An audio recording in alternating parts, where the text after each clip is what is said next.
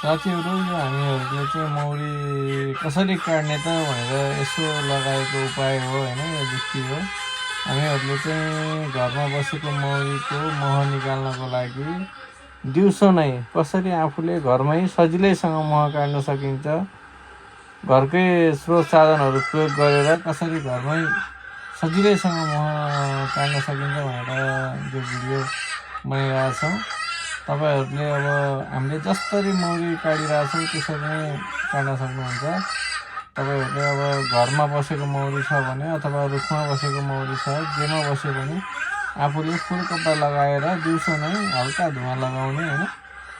त्यसपछि माथि चाहिँ हेलमेट लगाउनु होला, एकदम सुरक्षित साथ हुन्छ। फुल हेलमेट भयो भने तपाईँलाई कुनै पनि हालतमा एउटा पनि मौरीले टोक्ने छैन र एकदम सजिलैसँग मौरीको मह एकदम सुरक्षित तरिकाले काट्न सक्नुहुन्छ। यो भिडियो मार्फत हजुरहरूलाई हामीले दिन खोजेको जानकारी यही हो। एकदम सुरक्षित साथ हेर्नु होला।